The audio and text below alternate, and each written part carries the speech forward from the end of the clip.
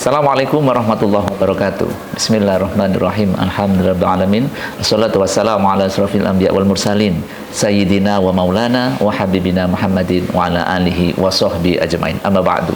Pemirsa Smart TV yang berbahagia, bagaimana kabarnya hari ini? Semoga semuanya dalam keadaan sehat walafiat serta sukses beraktivitas. Saya Maskul Latif kembali menemani Anda melalui program kami yaitu Ruang Inspirasi. Dan pemirsa Smart TV yang berbahagia, pada kesempatan kali ini kita menghadirkan sosok guru dari SMA Islam Syamnah Malang Boarding School yang insya Allah kita akan banyak menggali inspirasi dari beliau. Assalamualaikum Bu Dia. Waalaikumsalam. Bagaimana kabarnya Bu Dia hari ini? Alhamdulillah sehat selalu ya, walaupun cuaca mendung terus. Iya, sudah musimnya ya. Iya, tapi terus semangat Bu Dia ya, mengabdikan diri di Smile Super ini. Smile Super, benar. Baik, pemirsa Smart TV yang berbahagia, Bu Dia ini salah satu tenaga pengajar, yaitu Bahasa Indonesia Bu Dia ya? Bahasa Indonesia. Bahasa Indonesia. Dan beliau ini bukan hanya sekedar pendidik, tapi juga sosok guru yang penuh prestasi, terutama di bidang tulis-menulis ini ya. Oke. Dan pemirsa, sebagai informasi bahwa beliau ini pernah menjadi juara favorit terpilih Healing dengan Puisi yang diselenggarakan oleh Surat Dunia Diaspora nih Bu ya. Tahun 2022 ini Diaspora Indonesia nggih? Iya. Oke. Ini terbaru berarti. Kemudian juga beliau ini pernah mendapatkan medali perunggu dalam ajang kompetisi merah putih yang diselenggarakan oleh POSI tahun 2022 juga. Oke. Dan juara 3 Olimpiade Sastra Indonesia masih di tahun yang sama 2022 dengan puisi berjudul Ruang Kertas. Kemudian juara 1 tingkat nasional dalam lomba guru menulis yang diselenggarakan oleh New Malang Post 2019.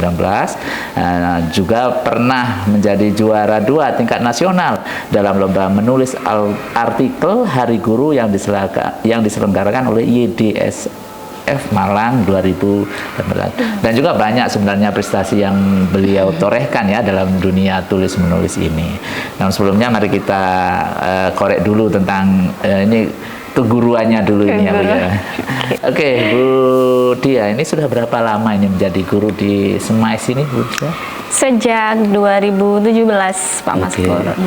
Sejak 2017 itu baru lulus atau masih nunggu? Kuliahnya lulusnya tahun berapa ini Bu Dia? Kuliahnya alhamdulillah S1 di 2015, kemudian lanjut ke S2-nya sampai di 2017 baru mendaftar ke SMAIS. Oh, berarti ini pengalaman ngajar pertama ya ini? Yang pertama dan sampai sekarang. Alhamdulillah ya.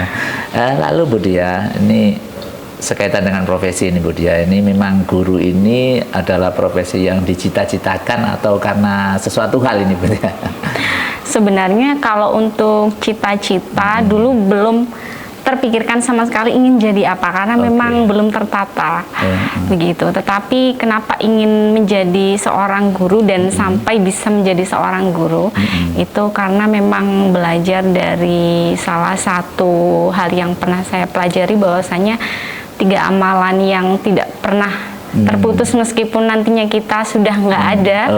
Nah, salah satunya kan bisa menebarkan ilmu yang itu bermanfaat bagi banyak orang, dan salah satunya ya jadi guru ini begitu Pak Maskur. Berarti inspirasinya dari hadis ini ya, hadis Rasulullah ya. Bahwa ketika orang meninggal dunia ini semua amalnya terputus kecuali 3 hal. Salah satunya ilmu yang bermanfaat. Oke, sangat menarik sekali. Kemudian Bu Dia setelah menekuni guru ini memang ada sesuatu yang membuat apa ya, hati Bu Dia itu enak jadi guru atau gimana ini Bu Dia?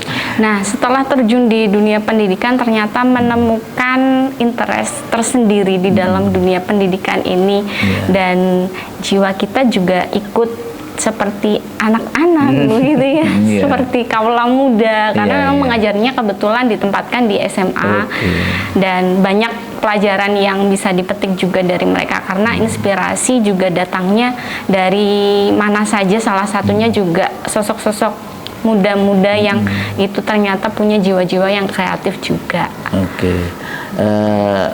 Kemudian Bu Dia setelah menekani, berarti ini menekuni ya, ini berarti sudah berapa tahun ya Bu Dia? Kurang lebih 5 tahun ya. Iya. Adakah sesuatu yang menarik sehingga interestnya semakin tinggi untuk menekuni jadi guru ini Bu Dia?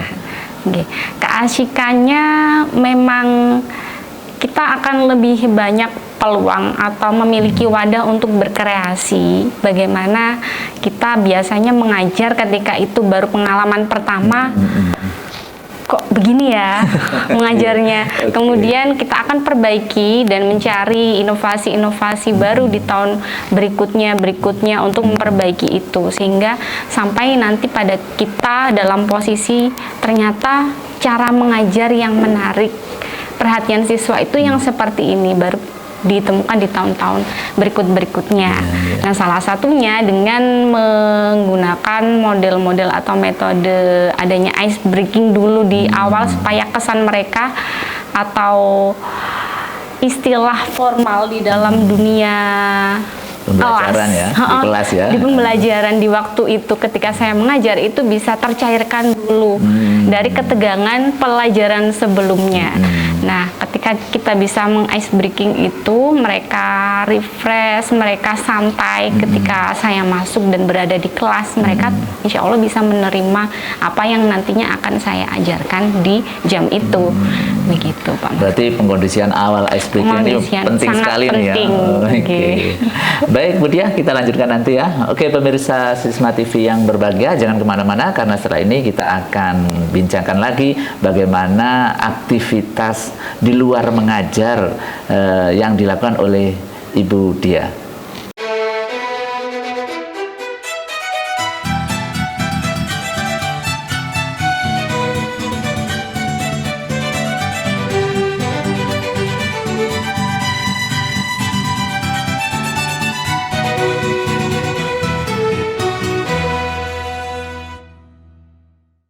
Oke, baik pemirsa Sisma TV yang berbahagia, kita lanjutkan obrolan kita dengan Ibu Dia Budiarti MPD dari SMA Islam Sabda Malang Boarding School.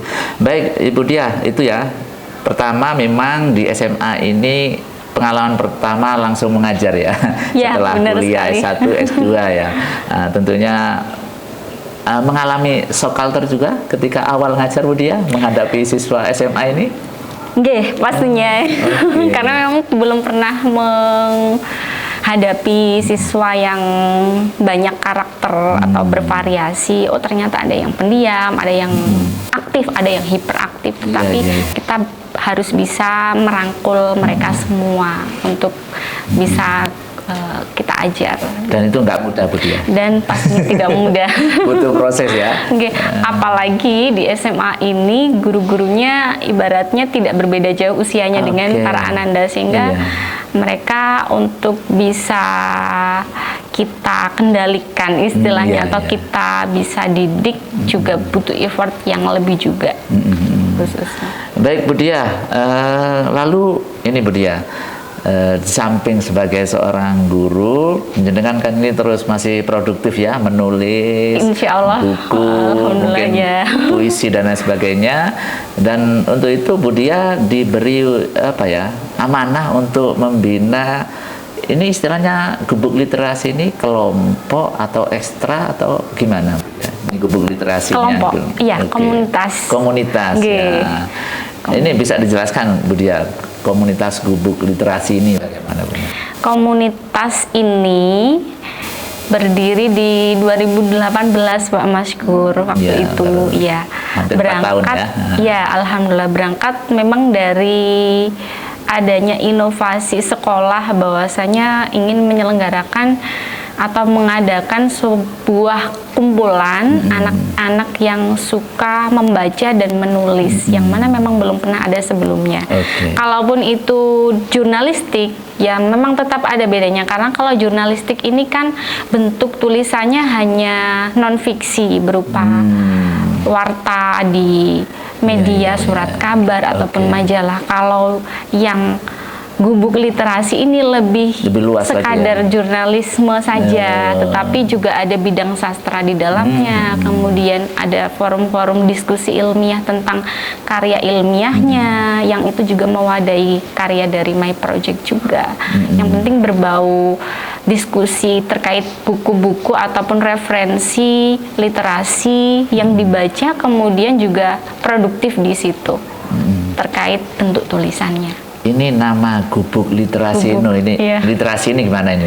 Gubuk sebenarnya itu singkatan yang bukan mana gubuk-gubuk apa ya, seperti tenda atau gubuk itu sebenarnya singkatan Pak Masku. Rumah gitu ya, biasanya kan orang nyebut gubukku, rumah gitu. Gubuk ya sebenarnya bisa diartikan ke rumah juga, tetapi sebenarnya kepanjangannya adalah gudang buku, yang mana nanti harapannya semakin tahun banyak karya-karya kita terkait buku yang kita produksi. Jadi nggak hanya membaca, tetapi juga menghasilkan.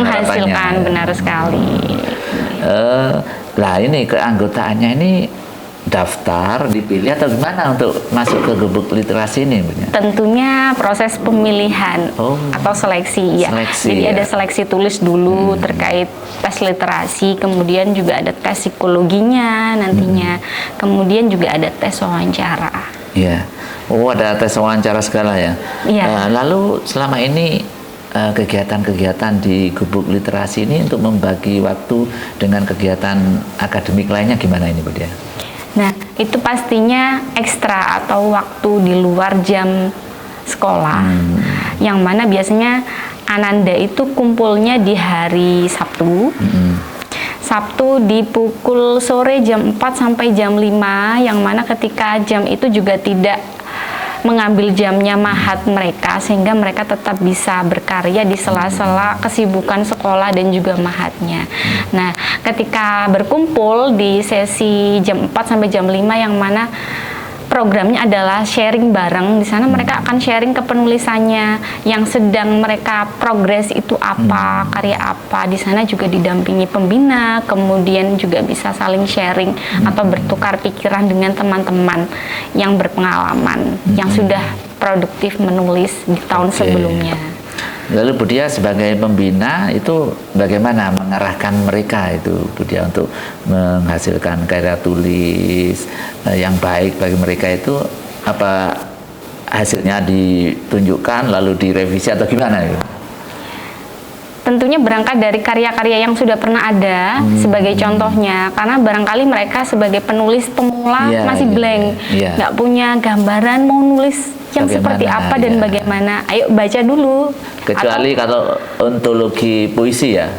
Antologi puisi itu bareng-bareng soalnya ya, pastinya semuanya bisa buat. Tapi kalau yang ini harus baca karya atau kakak tingkat, boleh punya guru-guru, karena beberapa guru juga ada yang punya karya.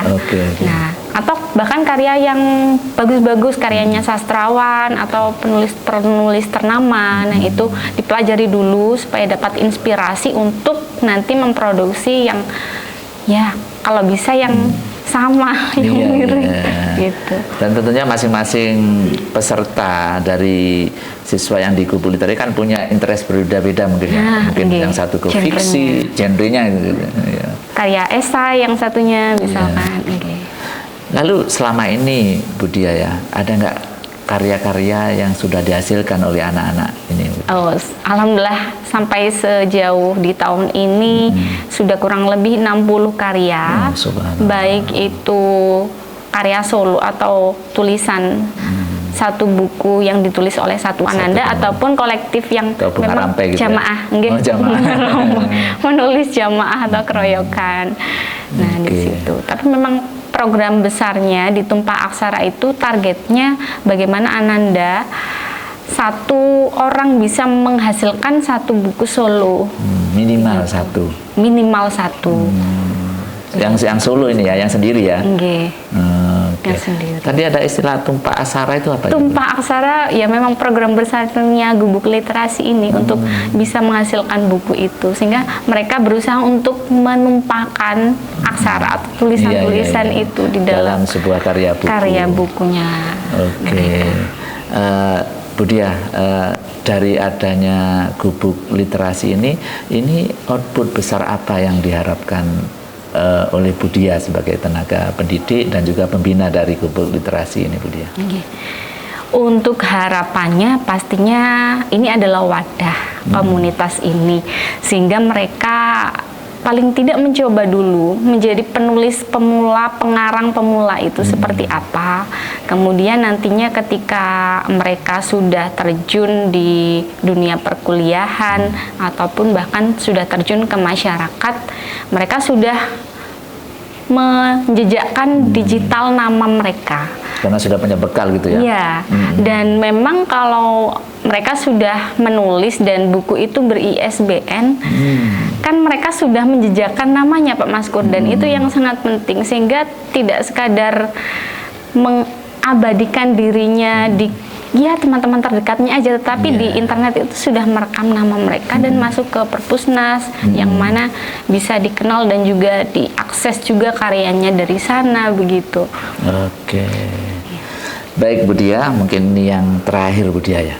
Sebagai seorang pendidik, apa harapan besar terhadap peserta didik sekaitan dengan keilmuan yang jenengan sampaikan, yaitu bahasa Indonesia, dan juga mungkin punya harapan lagi yang lebih besar lagi terhadap siswa-siswa jenengan?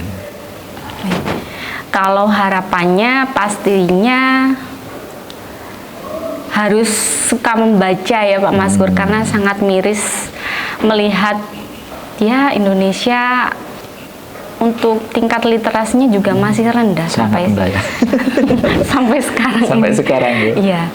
Masih banyak dikuak. Kenapa sih orang kok masih kurang gemar membaca? Ada apa dengan kegiatan membaca?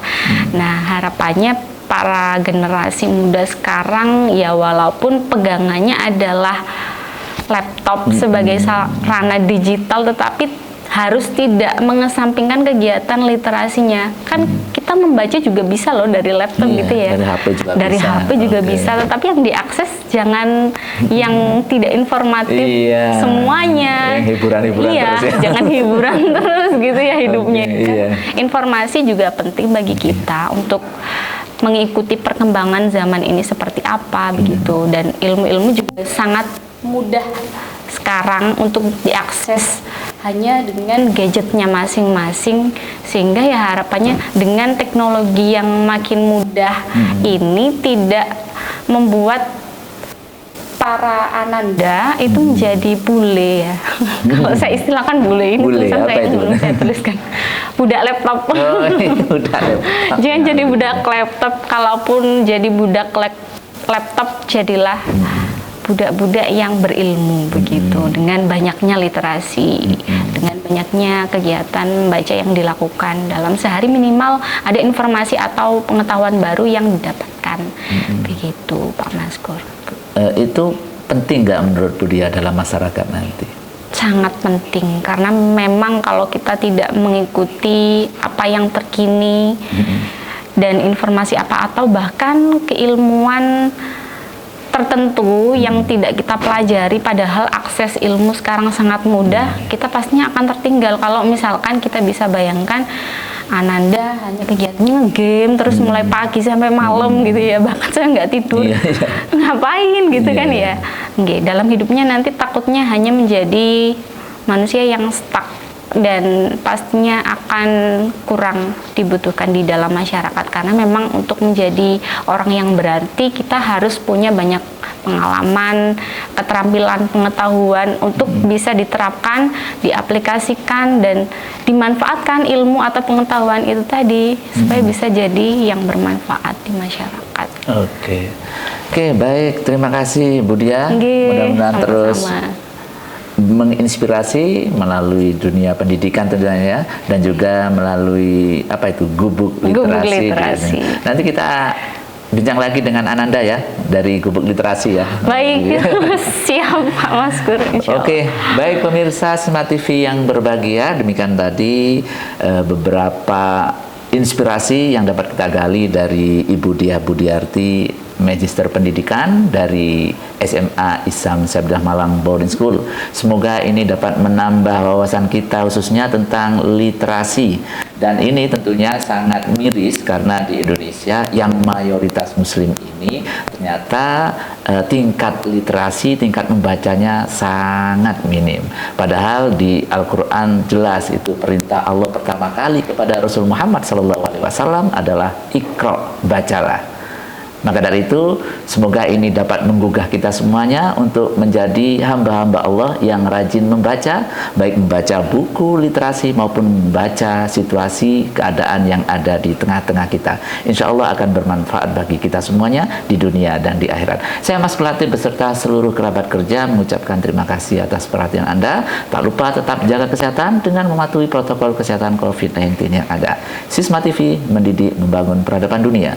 Wallahu muwaffiq ila aqwamit thoriq. Assalamualaikum warahmatullahi wabarakatuh. Waalaikumsalam. Terima kasih Bu Dia. Sama-sama Bu Mas.